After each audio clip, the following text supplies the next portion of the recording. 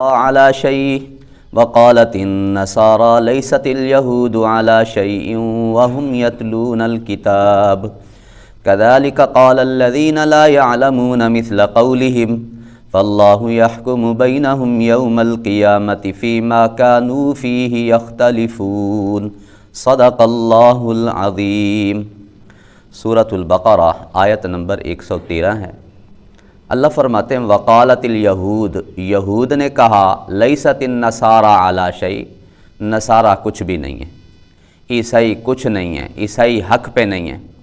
وقالت النصارى، اور عیسائیوں نے کہا لیست الیہود علی شیء، یہودی یہ حق پہ نہیں ہے۔ وہم یتلون الکتاب، حالانکہ وہ کتاب کی تلاوت بھی کرتے ہیں۔ کذالک قال الذین لا یعلمون مثل قولہم، اسی طرح انہوں نے بھی کہا جو کچھ بھی نہیں جانتے، انہوں نے بھی ان کی طرح بات کی۔ مشرک کہتے تھے نہ نصرانی حق پہ ہیں نہ یہودی حق پہ ہیں، ہم حق پہ ہیں۔ فاللہ یحکم بینہم یوم القیامہ، اللہ ان کے درمیان قیامت والے دن فیصلہ کرے گا۔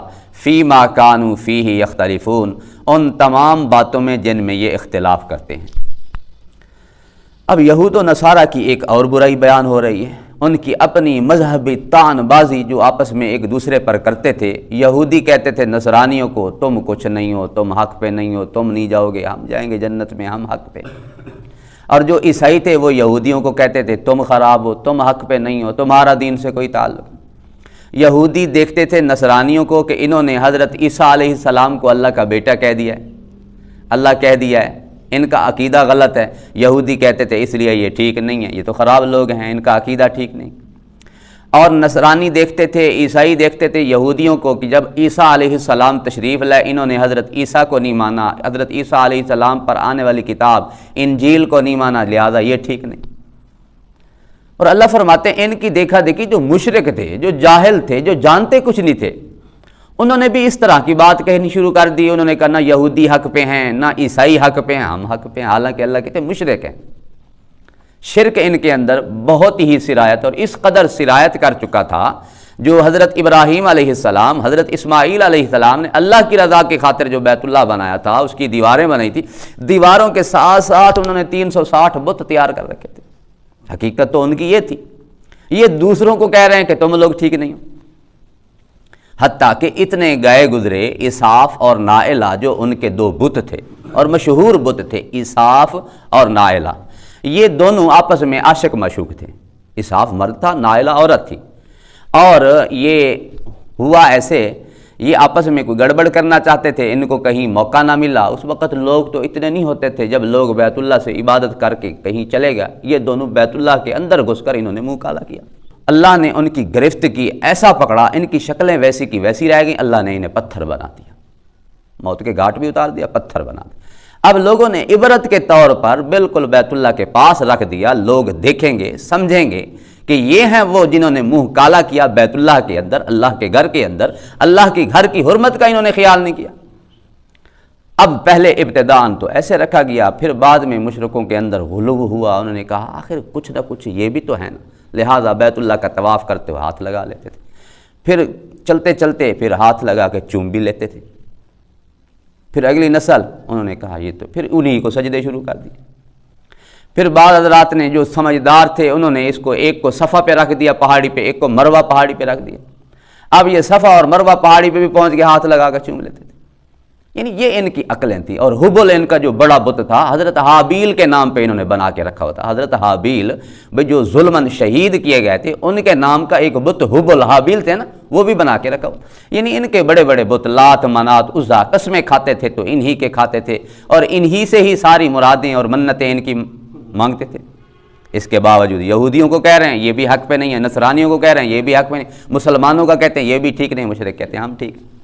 حتیٰ کہ ان کی سوچ دیکھیں، میرے نبی علیہ السلام کے خلاف لڑنے جا رہے ہیں، ابو جہل آیا، آ کے بیت اللہ کا غلاف پکڑا اور آ کے کہنے لگا اللہ تو تو جانتا نا کون حق پہ ہے، آج جو حق پہ ہے نا اسے فتح عطا فرما، جو نہ حق ہے اللہ اسے برباد فرما۔ پھر برباد تو خود ہوئے جب بدر میں گئے۔ اتنی سوچ بھی، حتیٰ کہ ایک دفعہ کہنے لگے اللہ ان کان ھذا ھو الحق فامطر علینا حجارۃ من السماء، اللہ اگر یہ تیرا نبی حق ہے پھر ہم پر آسمان سے پتھر برسا۔ یہ نہیں کہا اللہ تیرا نبی حق پہ ہے تو ہدایت دے ہمیں۔ قرآن میں ان کی یہ بد دعا موجود ہے، کہنے لگے ان کان ھذا ھو الحق فامطر علینا حجارۃ من السماء، اللہ اگر یہ حق پہ ہے تو پھر ہم پہ پتھر برسا آسمان سے، اب اتنا بعذاب علیم، یا ہم پر کوئی دردناک عذاب بھیج۔ پھر اللہ نے ایسا عذاب بھیجا، بدر کے اندر ذلیل و خوار ہوئے، 70 بڑے بڑے مارے گئے، 70 پکڑے گئے۔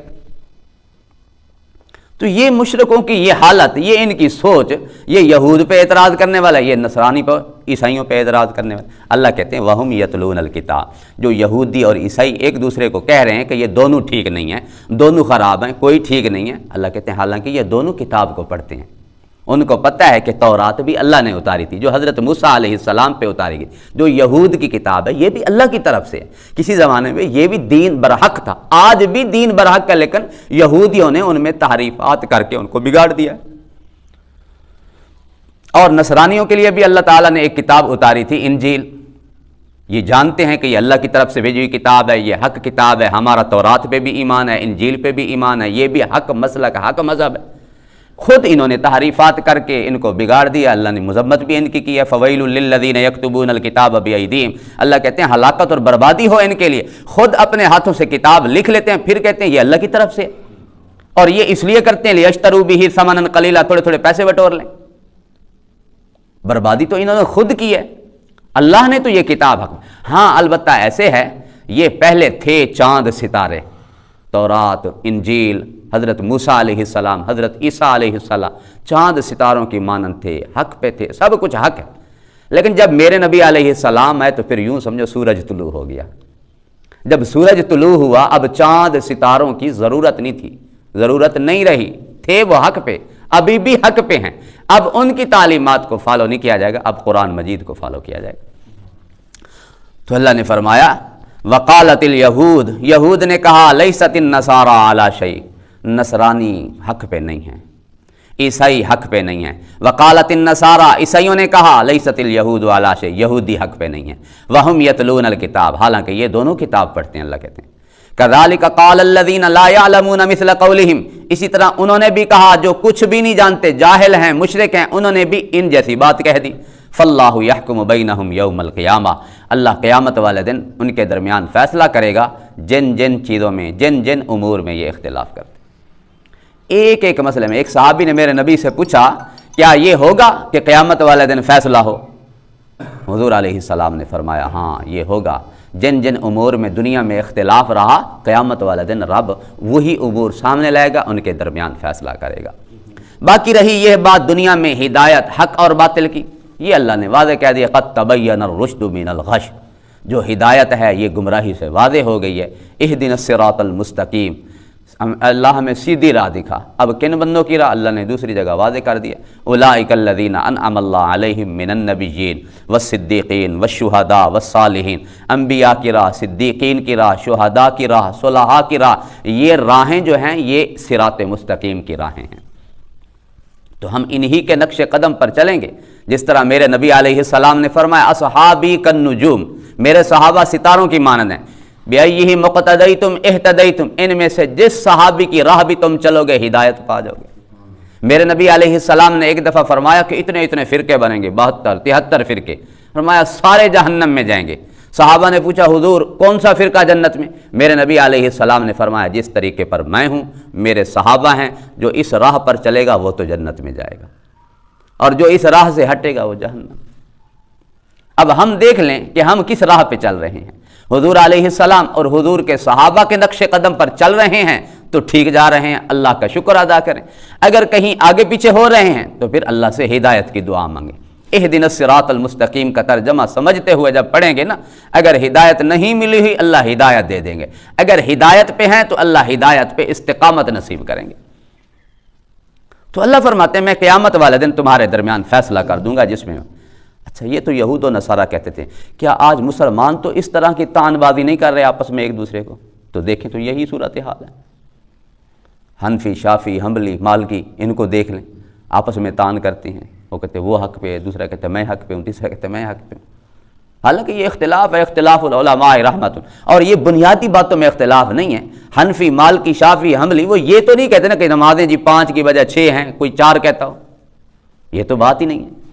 یا اسی طریقے سے جی صبح کی رکھتے ہیں 2 نہیں ہیں جی فرض، جی 3 ہیں کوئی ایک کے، تو یہ تو ان امور میں تو اختلاف نہیں، نہ نماز میں اختلاف ہے، نہ روزے میں، نہ حج میں، نہ زکوٰۃ میں، ہے تو فروعی اختلاف۔ مثال کے طور پر امام ابو حنیفہ کہتے ہیں جی رفع یدین نہ کرنا بہتر ہے، امام شافعی کہتے ہیں کر لینا بہتر ہے۔ جائز ناجائز کا بھی اختلاف نہیں، ہم اسی کو ایشو بنا کے اتنا بڑا پروپیگنڈا کرتے ہیں۔ رفع یدین جو کرتے ہیں وہ کہتے ہیں جو نہیں کرتے جی ان کی نمازیں ہی نہیں ہیں، ان کی نمازیں ہی نہیں ہیں، وہ کہتے ہیں ان کی کہاں نماز۔ حالانکہ امام شافعی رحمۃ اللہ علیہ جب امام ابو حنیفہ کی قبر پر انہوں نے حاضری دی اور اس جگہ پہنچے تو وہ خود جو رفع یدین کے بڑے علم بردار تھے انہوں نے خود رفع یدین نہیں کیا۔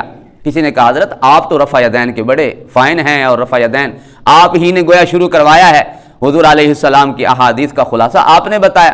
انہوں نے کہا میں نے اس قبر والے کا حیا کیا ہے، یہ کہتے تھے رفع یدین نہ کرنا بہتر ہے۔ تو یہ برداشت ہونی چاہیے، حوصلہ ہونا چاہیے، اس میں کیا ہے۔ اسی طریقے سے پھر آگے جو صوفیاء کے سلسلے چلتے ہیں جی، نقش بندی ہیں، سہروردی ہیں، چشتی ہیں، قادری ہیں، یہ آپس میں ایک دوسرے پر پھر کیچڑ اچھالتے ہیں۔ جو بڑے پڑھے لکھے سمجھدار ہیں وہ نہیں، جو ہمارے جیسے چھوٹے ٹوٹے ٹرلے ہوتے ہیں نا وہ پھر اختلافات کو آگے ہوائیں دیتے ہیں۔ حالانکہ کوئی ایسی بات نہیں، سارے جو ہیں وہ ٹھیک چل رہے ہیں، انشاءاللہ ایک نہ ایک دن اللہ جنت میں پہنچا دے گا۔ اور اسی طریقے سے پھر آگے ان میں جی دیوبندی ہیں، اہل حدیث ہیں جی، بریلوی ہیں جی، حالانکہ مسلک کیا ہے؟ اگر صحیح معنوں میں صراط مستقیم پر چلنا ہے، امام ابو حنیفہ نے جس طرح قرآن و حدیث کو سمجھا ویسے فالو کرتے ہیں۔ یہ تو ہو رہا ہے 1850 کے بعد کی باتیں، دارالعلوم بریلی بنا، دیوبندی بنا، ان سے پیچھے کی فقہ کی کتابیں دیکھ لیں، مسئلہ حل ہو جائے گا۔ ان سے پہلے جو قدوری لکھی ہوئی ہے، ان سے پہلے جو کنز الدقائق لکھی ہوئی ہے، ہدایہ کی کتاب فقہ حنفی کی ہے، اس وقت دارالعلوم نہ بریلوی تھا نہ دیوبندی تھا، ہم اسی کو دیکھ کے ہم سمجھ سکتے ہیں کہ ہم کس نہج پہ چل رہے ہیں، کیا فقہ حنفی کے مطابق چل رہے ہیں یا نہیں، یا ہم نے اپنی طرف سے کچھ چیزیں ملا دی، مسئلہ حل ہو جائے گا۔ انہی کو چھیڑ کے نام لے کے ایک دوسرے پر کیچڑ اچھال، قرآن نے کہیں ذکر کیا ہے اس کا؟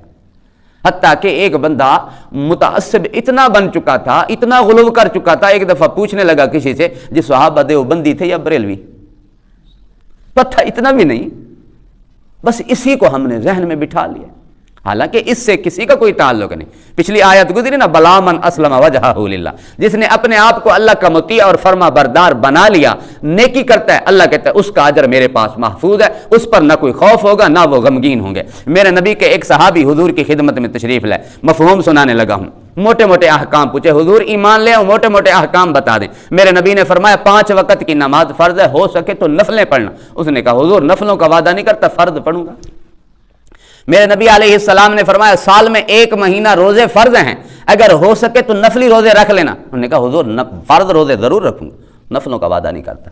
میرے نبی علیہ السلام نے فرمایا سال میں 1 دفعہ جو صاحب نصاب ہے اس پر زکوٰۃ فرض ہے، ہو سکے تو کبھی کبھی نفلی صدقہ خیرات کرنا۔ حضور جو فرض زکوٰۃ ہے ضرور دوں گا، نفلی صدقہ خیرات یہ مجھ سے نہیں ہوگا۔ میرے نبی علیہ السلام نے فرمایا زندگی میں 1 دفعہ حج فرض ہے، ہو سکے تو کبھی کبھار عمرہ کر لینا۔ حضور بڑا عیال والا ہوں، بڑا میرا لمبا کنبا قبیلہ ہے، حضور جو حج فرض ہے ضرور کروں گا، نفلی عمروں کا میں وعدہ نہیں کرتا۔ جانے لگے، میرے نبی علیہ السلام نے فرمایا جس نے دنیا میں جنتی دیکھنا ہو اسے دیکھ لے۔ تو ہم کن چکروں میں پڑ گئے ہیں؟ بھئی نماز پڑھیں، روزہ رکھیں، زکوٰۃ ادا کریں، حج کریں، اور اس کے ساتھ ساتھ حقوق العباد کا خیال رکھیں، یہ چکر بکر چھوڑیں، انشاءاللہ اللہ جنت میں جگہ دیں گے۔ اللہ تعالی ہم سب کو سمجھنے کی توفیق نصیب